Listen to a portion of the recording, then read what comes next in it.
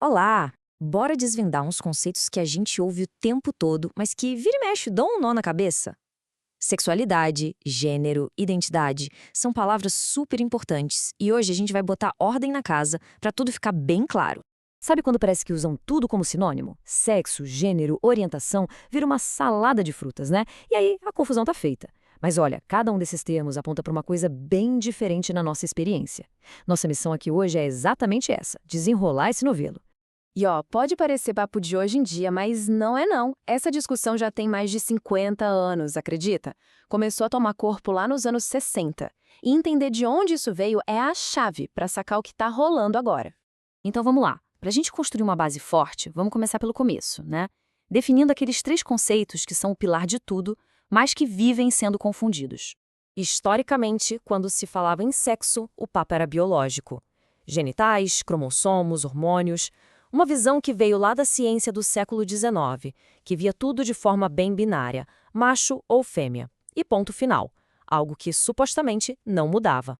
Agora, a sexualidade, aí a história é outra.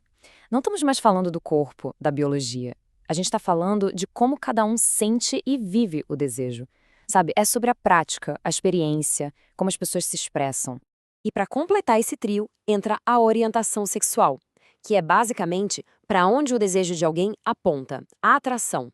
Percebe como é mais uma pecinha desse quebra-cabeça? E que não tem a ver necessariamente com as outras. Olha só essa tabela, que ajuda a gente a botar cada coisa no seu lugar.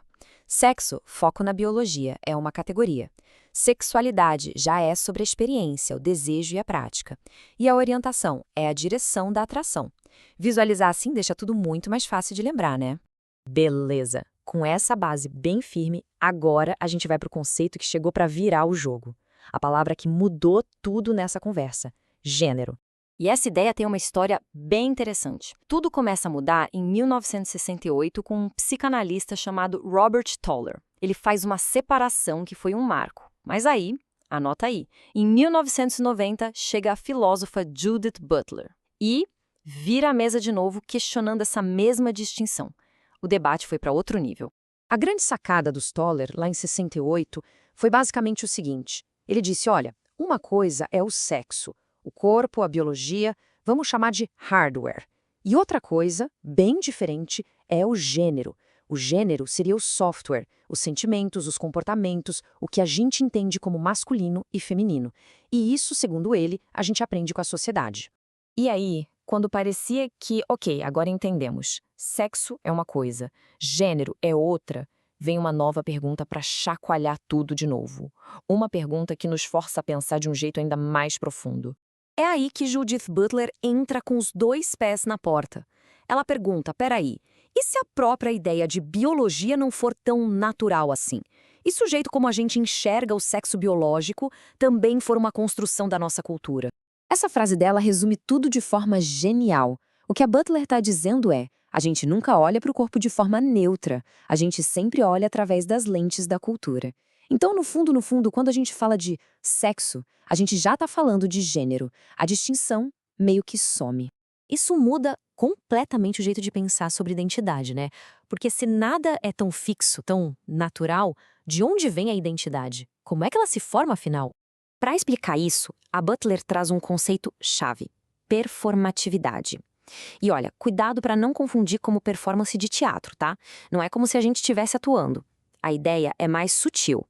A identidade de gênero não seria uma essência que a gente tem por dentro. Seria mais como um efeito, que é criado pela repetição de atos, de gestos, de falas que a sociedade já estabeleceu. Essa frase aqui é o resumo da ópera. Identidade não é algo que a gente tem, mas algo que a gente faz. Pensa nisso. Em vez de uma coisa parada, fixa, é um processo. Uma construção que acontece todo santo dia, sem parar.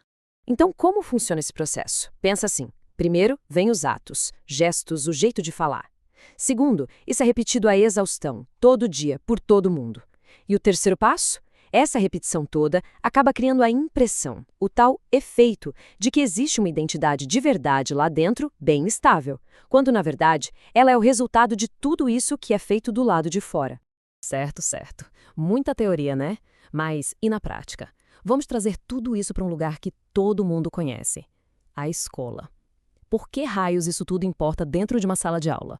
E o mais curioso é que essa conversa já é antiga nas políticas de educação no Brasil. Dá uma olhada nessa citação. É dos PCNs, lá de 1997. Já naquela época se falava da importância de tratar desses temas para combater preconceito. Ou seja, esse debate não começou ontem por aqui. E isso nos leva ao ponto-chave. A escola não é só um prédio com salas, é um caldeirão social super vivo. É ali que as identidades estão sendo vividas, negociadas, testadas, construídas o tempo todo na interação entre os alunos, professores, todo mundo. E com isso a gente chega na pergunta final, para a gente ficar pensando. Se a identidade é essa construção, esse processo, qual é o papel da escola nisso tudo? É tentar encaixar todo mundo em caixinhas já prontas? Ou é acolher esse processo que é super dinâmico e único para cada pessoa? Fica aí a reflexão.